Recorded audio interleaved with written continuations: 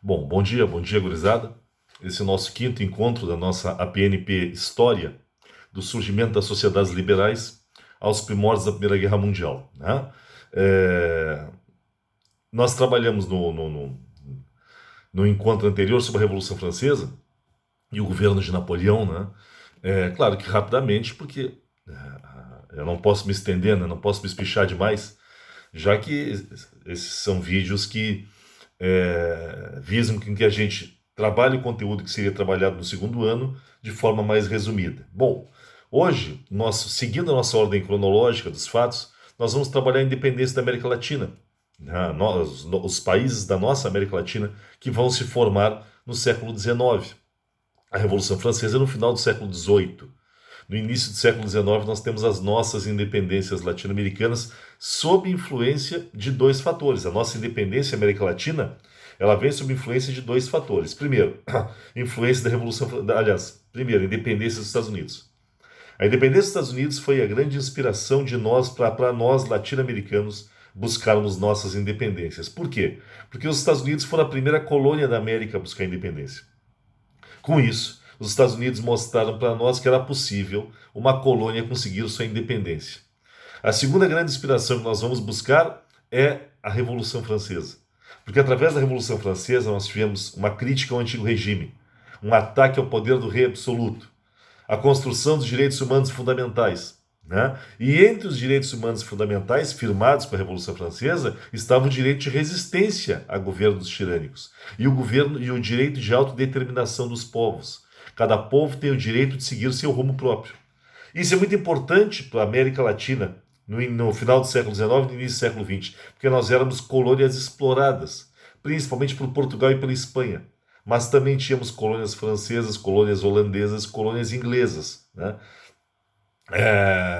E nós temos um entendimento no final do século XIX, no final do século XVIII, início do século XIX, nós temos um entendimento da nossa América Latina, de que nós tínhamos o direito de seguir os nossos rumos, de acordo com as nossas convicções, e não seguirmos sendo colônias dos países europeus. Então, o direito de autodeterminação dos povos é muito importante. E é claro que o direito de resistência à tirania. Né? Nós éramos explorados, principalmente pela Espanha e por Portugal, né? E nós tínhamos o direito de não sermos mais explorados, estabelecendo um rumo para nós mesmos. Então nós temos duas grandes inspirações, né, nas independências dos países da América Latina. A inspiração da independência dos Estados Unidos e a inspiração da Revolução Francesa. Ainda, nós temos que destacar a influência dos ideais iluministas na nossa independência. A luta, como eu já comentei, a luta contra a tirania, a luta pela autodeterminação dos povos, como eu já comentei, o desejo de limitar o poder dos governantes. Né? Que mais nós vamos ter aqui como influência dos ideais iluministas? A busca da república. Na América, os movimentos de independência eles vão ser, na sua imensa maioria, por repúblicas. Tá? Na verdade, só houve 3 países que passaram por monarquias na América, depois da independência. O Brasil, o Haiti e o México. Foram os 3 únicos países latino-americanos que passaram por monarquias, tiveram reis. Tá? Dos 3, só uma monarquia foi estável, só uma monarquia deu certo, a brasileira. Tá? A única monarquia estável da América foi a monarquia brasileira.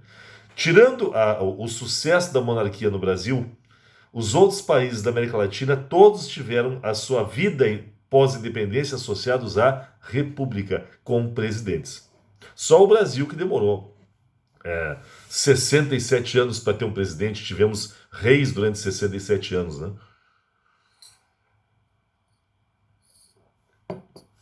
O que também não é muito verdadeiro, porque entre o governo de Dom Pedro I e o governo de Dom Pedro II, embora a gente chame de Brasil monárquico, nós tivemos um período chamado período regencial. E durante o período regencial, o Brasil não foi governado por reis. Era quase que uma república entre 2 monarquias. Mas, de qualquer forma, o Brasil foi o único país que passou por monarquias que deram certo. A de Dom Pedro I com mais problema, a de Dom Pedro II uma monarquia mais estável, mais organizada, né? E importante para o Brasil. Se bem que Dom Pedro I, o governo dele foi bem importante também para o nosso país. Bom, continuamos. O que mais vai ser importante e influente para a independência da América Latina? O pensamento liberal, que nós já estudamos também. O liberalismo é fundamental para a independência da América Latina. Por quê? Porque os liberais defendiam o laissez-faire, livre comércio, a livre iniciativa, o direito dos produtos de circularem livremente.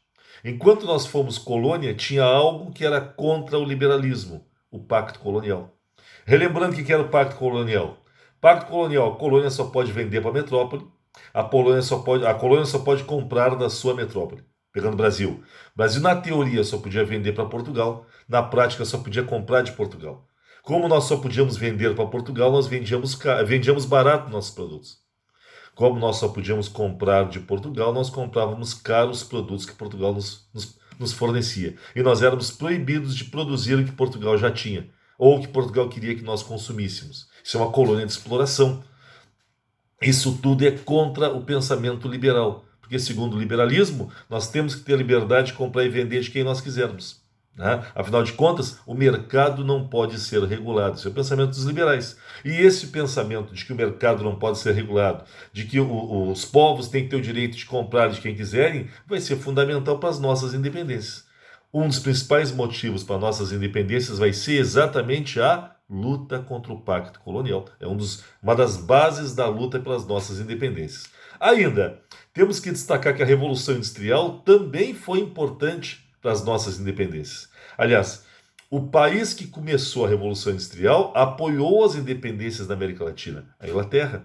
Apesar de quando a colônia da Inglaterra quis a independência, a Inglaterra não quis deixar, que foram os Estados Unidos, que conseguiram sua independência através de guerra.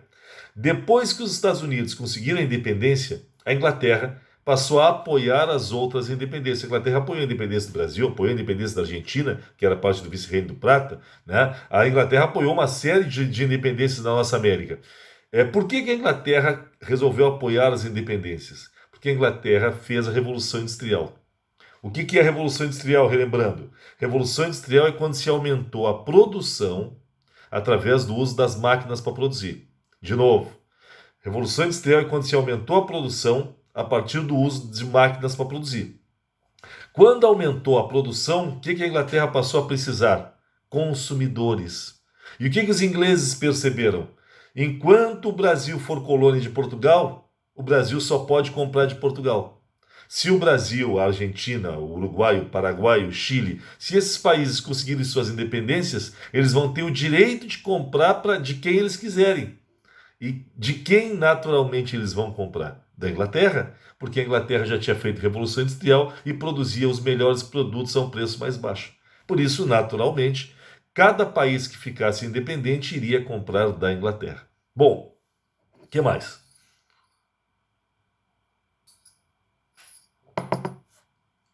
Não foi só a Inglaterra que apoiou as nossas independências da América Latina. Outro país que apoiou as independências da nossa América foram os Estados Unidos. E aí nós temos que lembrar de uma doutrina.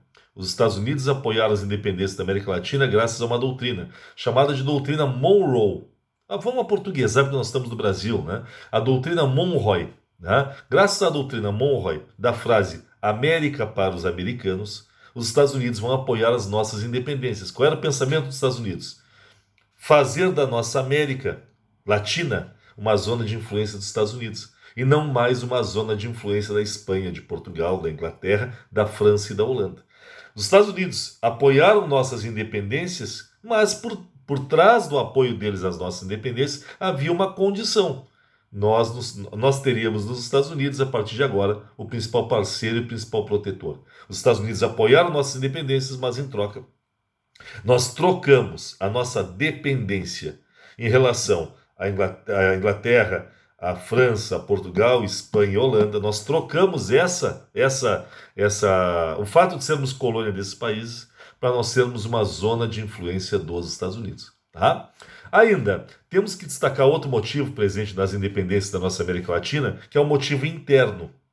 Nós tínhamos uma elite aqui, na América, principalmente na América Espanhola, nós tínhamos uma elite muito rica, muito poderosa. Nós tínhamos uma elite na nossa América Espanhola muito poderosa. Eram chamados de crioulos. Na verdade, a gente não escreve com U-L, como no Brasil. A gente escreve com 2 L's. Então é criou, 2 L's, O-S. É criojos. Nós tínhamos uma elite aqui, que já era nascida aqui. já tinha laços com a América Latina, América Espanhola principalmente, os criojos, mas eles sofriam preconceito. Eles eram ricos, fazendeiros, comerciantes poderosos, mas eles sofriam preconceito. Preconceito de quem? Dos colonizadores. Por mais que, por exemplo, um criojo nascido em Buenos Aires fosse poderoso, rico, dono de fazendas, estâncias, ele nunca ia ocupar um cargo alto no governo. Porque para a Espanha ele era um filho da terra, ele era um filho da colônia. E aí os criojos sofriam preconceito da elite que vinha da Espanha para cá, que eram chamados de chapetones. Havia a classe dos chapetones, que eram os espanhóis que vinham para cá e que tinham benefício por serem espanhóis, e abaixo deles os crioulos, ou criojos, que era uma elite nascida aqui na América Espanhola, muito rica, muito poderosa, mas que era considerada de segunda classe porque não era espanhol de nascimento. Um dos motivos da nossa independência vai ser uma luta dos crioulos, ou criojos, para acabar com os privilégios dos chapetões. Tá? Bom, o povo. O povo ele vai ser meio que massa de manobra nos movimentos de independência. As nossas independências latino-americanas, salvo raríssimas exceções, não são populares. Quem comandou a nossa independência foi a elite da terra. Tá? Simão Bolívar não era do povo. San Martín, Bernardo O'Higgins, Sucre, o Artigas, o Lavageira, o José Martí, nenhum desses é um líder popular. Tá? A independência da América Espanhola foi feita por uma elite nascida aqui, uma elite da terra, mas por uma elite. Tá? E os movimentos de independência, apesar de contarem com o apoio popular, eles não vão ser populares. Tá? Ainda, duas exceções. Duas independências tiveram um aspecto muito popular.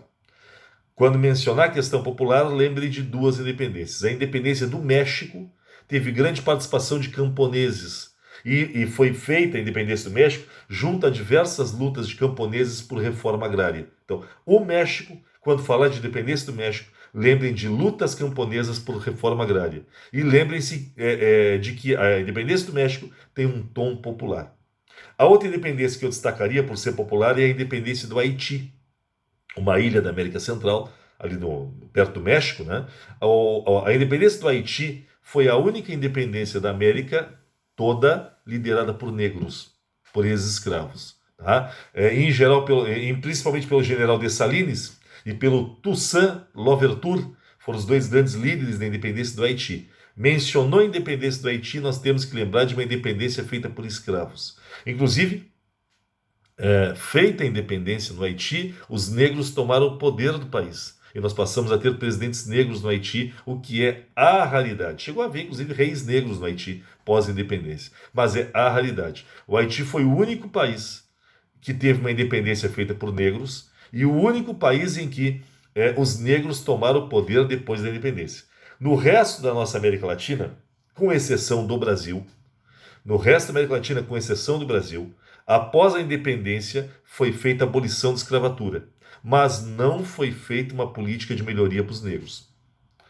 Exceção Brasil. O Brasil é o único país da América Latina que manteve a escravidão depois da independência. Uma triste marca para o nosso país.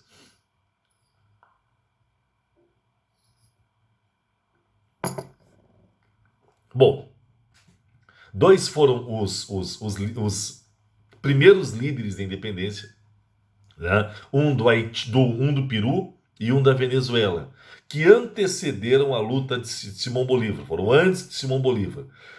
Os primeiros líderes de independência foi um líder indígena do Peru, que lutava contra a exploração que sofriam os índios e lutava pela formação de um país com fortes características indígenas. Esse líder do Peru se chamou Tupac Amaru. Né?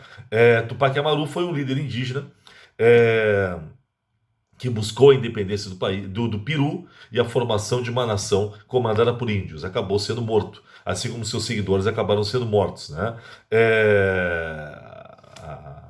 A forma de repressão ao movimento de Tupac Amaru, a Espanha foi terrível na repressão. Né? Para vocês terem uma ideia, para comemorar a repressão, cerca de 70 líderes foram enforcados em praça pública no meio da celebração dos espanhóis. Quanto a Tupac Amaru, ele foi torturado por 35 dias assim como os membros da sua família. Tupac acabou sendo condenado à morte por esquartejamento. Os dois filhos e a mulher tiveram as línguas cortadas antes de serem executados em praça pública. Tá? Então, triste marca de Tupac Amaru, o líder indígena do Peru. Lá na Venezuela também tivemos um líder que tentou a independência da Venezuela antes de Simão Bolívar. Né? Estamos falando de Francisco Miranda, que tentou a independência da Venezuela e não conseguiu. Esse já não era um líder popular. Francisco Miranda era um crioulo, era da elite da Venezuela e tentou a independência do país, mas o movimento acabou sendo reprimido. Tá? A independência da Venezuela virá depois com a luta de Simão Bolívar. Bom, o maior líder, até pelo que eu estou falando, vocês percebem, o maior líder da luta pela independência da nossa América Latina foi Simão Bolívar. Né? Ele é o grande líder da independência, um venezuelano de nascimento, o Simão Bolívar, mas que liderou a independência de todos aqueles países ali da Cordilheira dos Andes, Peru, Equador, Bolívia, Venezuela, o próprio Chile. Todos esses países contaram com o apoio fundamental de Simão Bolívar, junto a uma série de outros líderes, né? Como é o caso do Bernardo O'Higgins no Chile, por exemplo, né? Como é o caso do San Martín, mais aqui para a região do Vice-Reino do Prata, que vai virar Argentina e Uruguai depois, junto com o José Gaspar Francia no Paraguai, né? Bolívar vai ser o grande líder da independência. Bolívar que inclusive escreveu um documento explicando por que nós tínhamos que lutar pela nossa independência. A chamada Carta da Jamaica foi o documento no qual Simão Bolívar explicou, na Carta da Jamaica, por que nós tínhamos que ser livres. Né? Além da Carta da Jamaica, eu destaco de Simão Bolívar uma defesa que ele fazia de uma ideia que eu acho maravilhosa, que é a ideia do pan-americanismo. Simão Bolívar defendia a ideia de que nós tínhamos dois caminhos depois da independência. Ou nós iríamos nos unir, esquecer nossas diferenças internas e formar grandes países fortes, ou nós iríamos nos dividir, formando vários países e nós seríamos fracos e dominados, ou pela Inglaterra ou pelos Estados Unidos. Bolívar disse isso antes das independências, num movimento que ele defendia como o pan-americanismo. Inclusive, ele defendia a formação de um país que ele gostaria de chamar de Grande Colômbia, que seria a união de Peru, Equador, Bolívia, Panamá e Venezuela. Esses 5 países formariam um só, né? Que ele chamaria de Grande Colômbia. De novo, ó, se eu não me perdi. Venezuela, Peru, Colômbia, Equador e a região do Panamá. Tá? Isso tudo formaria um país só.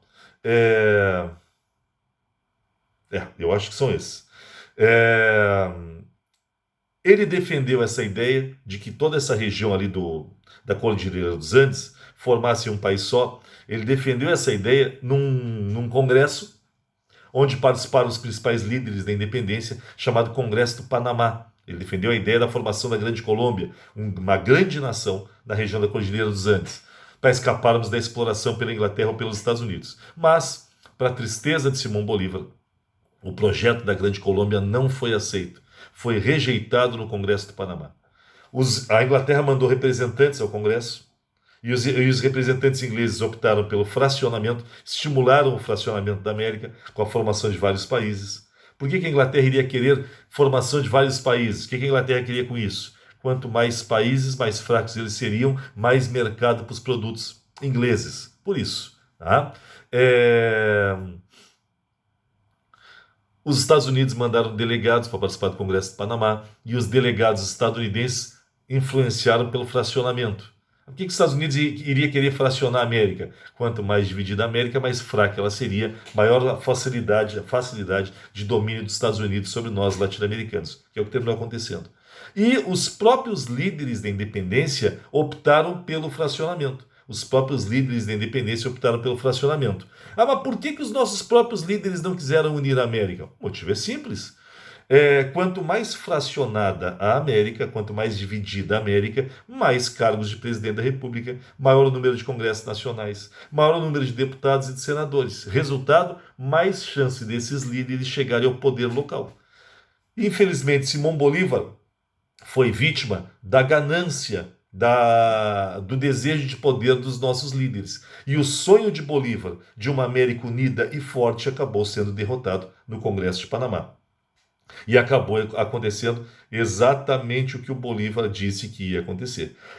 Nós acabamos nos fracionando e formando vários países fracos que acabaram sendo dominados indiretamente ou diretamente pela Inglaterra e pelos Estados Unidos. Bom, e o que virou a nossa América Latina depois das independências? Aliás, é importante notar, um outro motivo que levou a nossa América Latina a se dividir toda, ao contrário do Brasil, que se manteve como um país continental, né? A nossa América Latina acabou se fracionando. Se vocês olharem, nós temos países minúsculos. O Uruguai é menor que o Rio Grande do Sul, né? O Paraguai é menor que o Rio Grande do Sul, cabe dentro do Rio Grande do Sul, né?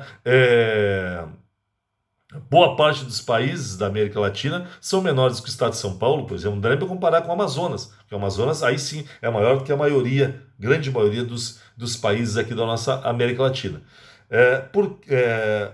Um dos motivos da nossa América ter se fracionado foi a forma como a Espanha colonizou a América. Portugal colonizou o Brasil inteiro com um cara centralizando todo o poder, que era chamado de governador-geral. Depois começou a ser chamado de vice-rei. O Brasil foi colonizado como uma coisa só. Ah, mas e as capitanias? As capitanias só foram adotadas, as capitanias, sem uma figura central, de 1530 a 1548. A partir de 1549, Portugal centralizou o poder. Continuaram existindo as capitanias, mas quem passou a governar era o governador-geral. Até 1750, quando o governador-geral foi substituído pela figura do vice-rei.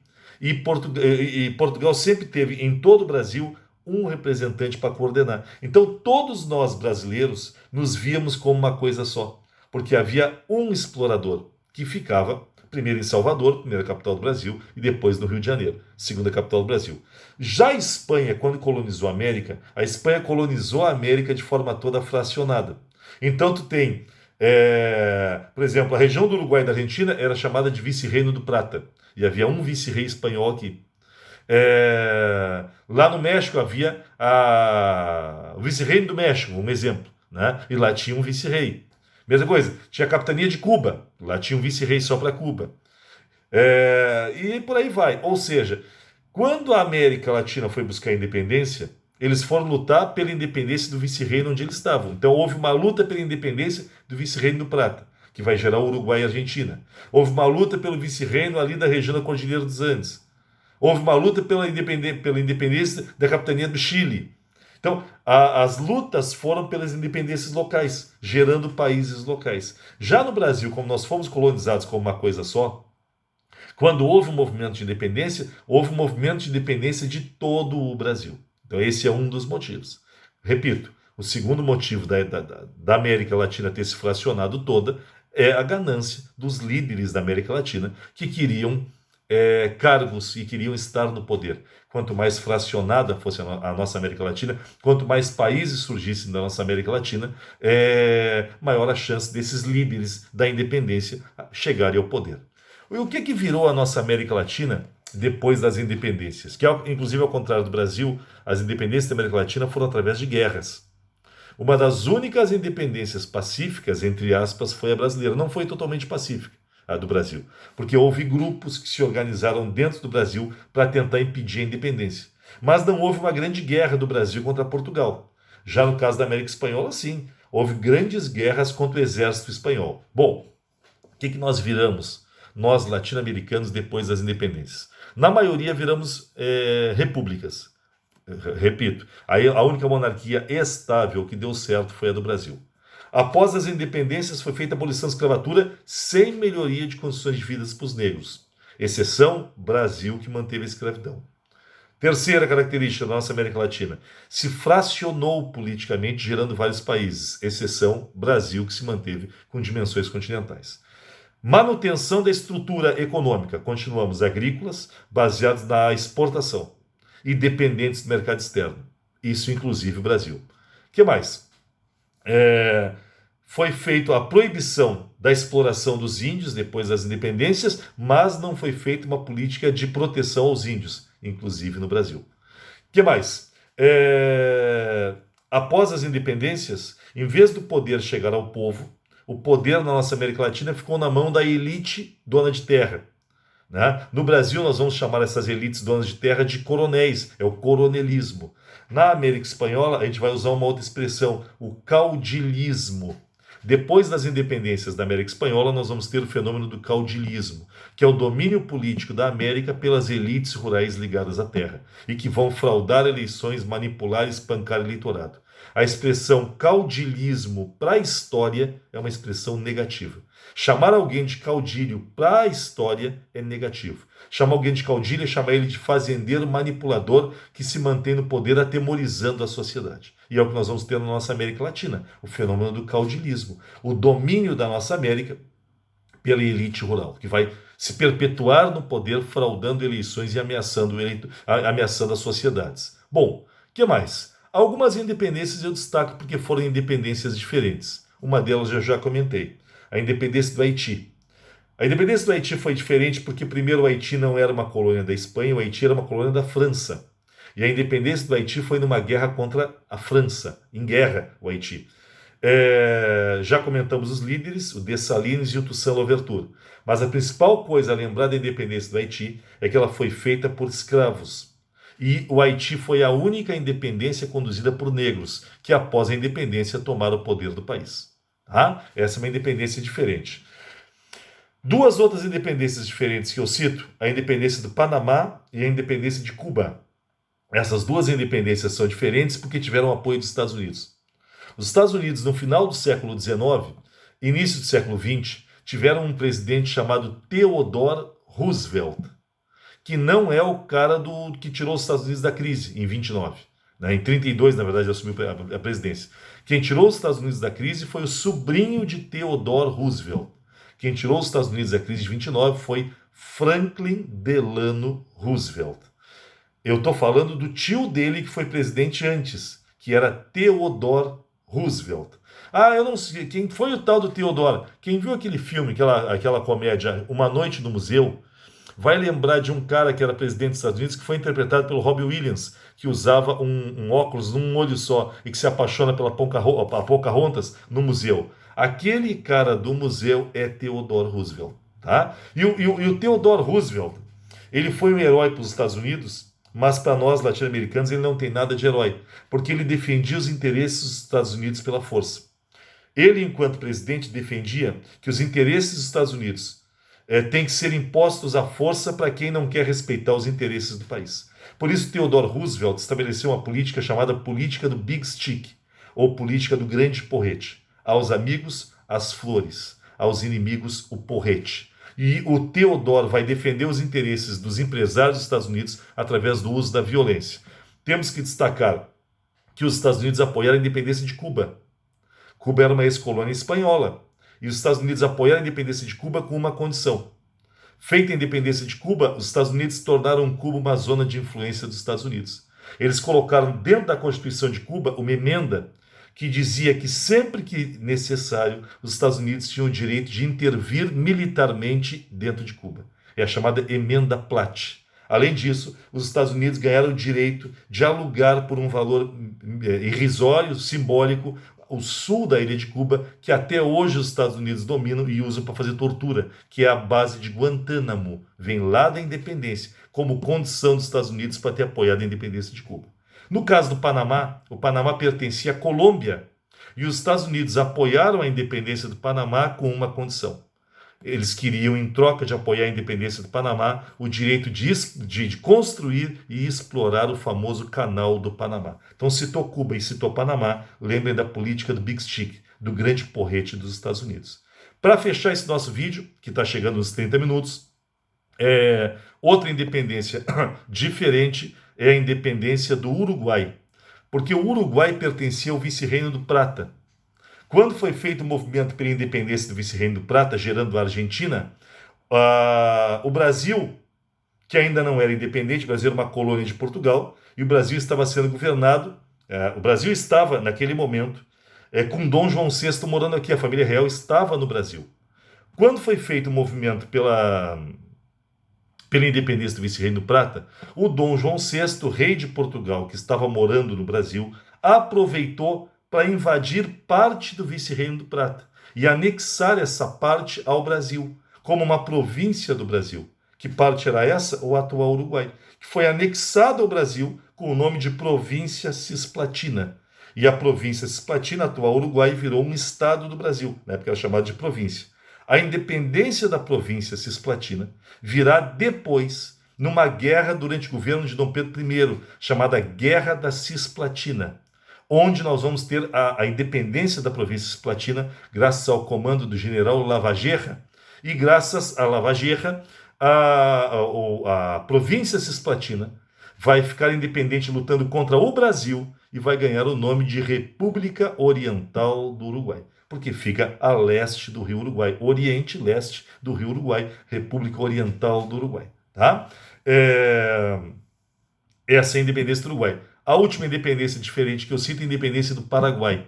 O Paraguai foi o único país da América Latina que, após a independência, apostou num projeto de industrialização, combate ao analfabetismo e combate à miséria. E o Paraguai se tornou rapidamente uma das maiores potências da América Latina, o que vai resultar depois na Guerra do Paraguai. Tá? Então, lembramos da independência do Paraguai, lembramos de um país que não apostou na agricultura e não apostou na dependência externa.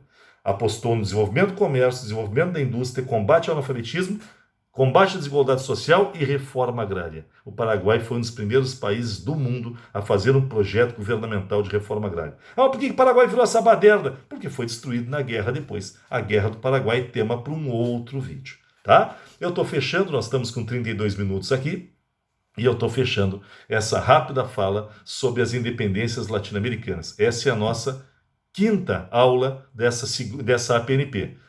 Estou colocando lá no AVA esse vídeo, o link desse vídeo, que está no YouTube, como todos os outros. Estou colocando material complementar, exercícios complementares, se vocês quiserem treinar, imagens sobre a independência da América Latina, tudo isso vai estar lá como estão nos outros. E a tarefa semanal referente a este vídeo. Tá? Qualquer dúvida, entre em contato pelo WhatsApp, como vocês já têm feito. Um bom domingo a todos.